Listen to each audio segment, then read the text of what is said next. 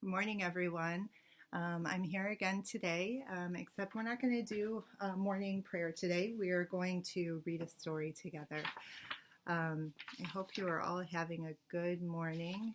Where I'm at, it's a little bit rainy, so we're trying to figure out more activities to do inside. Right now, my kids are listening to Harry Potter on Audible while they watercolor and do some art.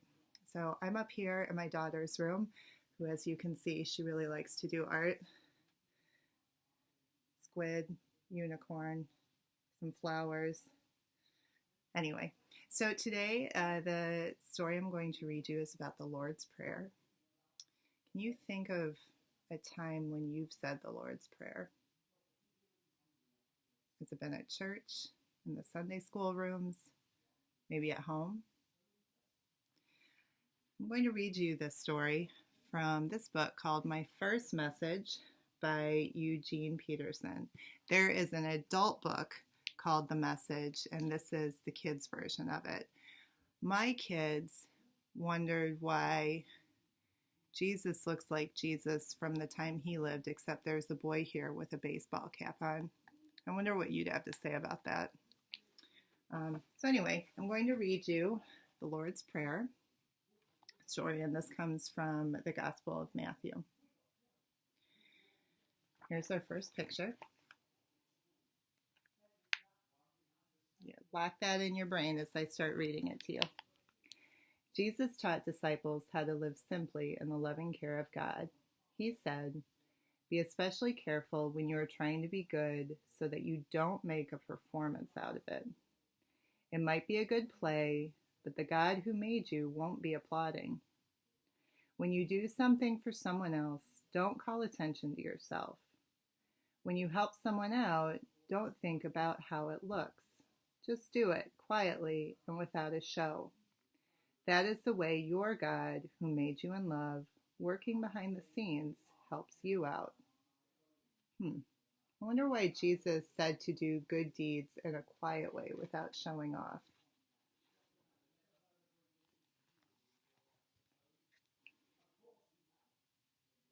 All right, it's about to tell us more, so let's listen.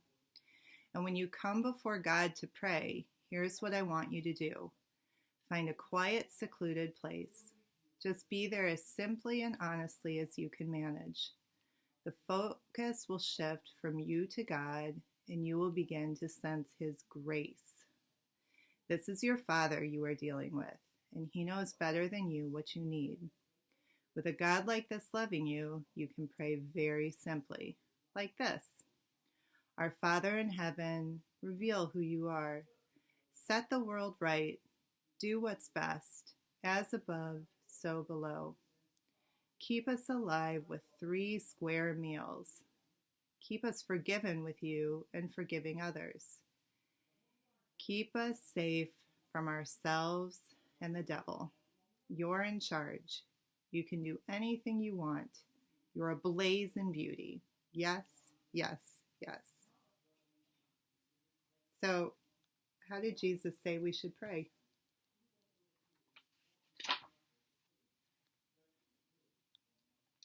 Here's the next illustration.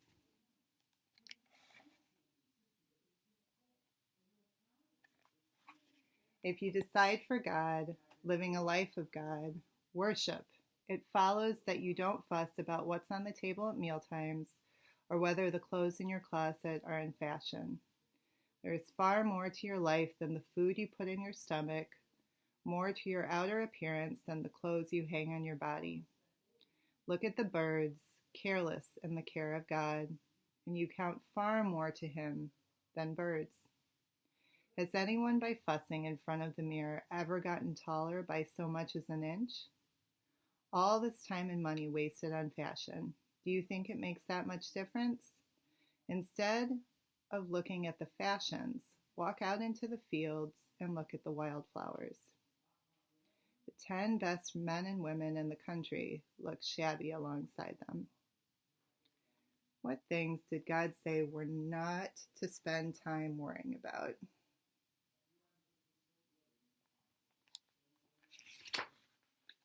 If God gives such attention to the appearance of wildflowers, most of which are never even seen, don't you think he'll attend to you, take pride in you, and do his best for you?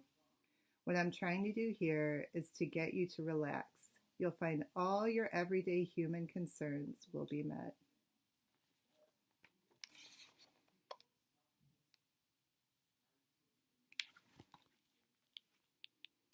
All right. So here are some suggestions at the end of the story. Pray like Jesus prayed in the Lord's Prayer. Praise God, thank Him, and ask Him for forgiveness and protection. Live. Secretly clean your room. Do the dishes, or put away your toys without being told and without telling anyone you did it. That's a hard one, but I bet you guys can do it. All right. I hope that you have a wonderful day, and I will see you again soon. I would love to hear what you are doing while you're at home with your families. So one thing that you can do is you can send me an email. Your parents know my email, but I'll tell you it here. It's jean@christchurchwfb.org. I'd love to hear what you guys are doing. All right, I'll see you again soon. Bye.